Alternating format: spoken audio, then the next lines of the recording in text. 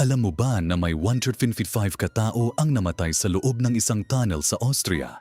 At hindi sila namatay dahil sa apoy. Noong Nobyembre 11, 2000, may grupo ng mga skier ang sumakay sa isang funicular cable car sa ilalim ng isang glacier sa Kaprun, Austria.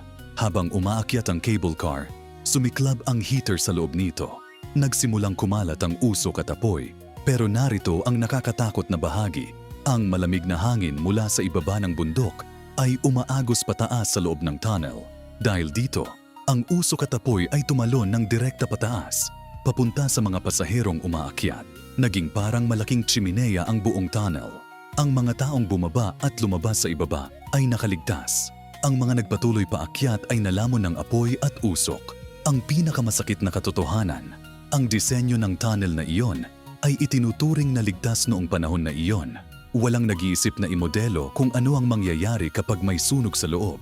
Isang simpleng katotohanang pisikal at 155 buhay ang nawala.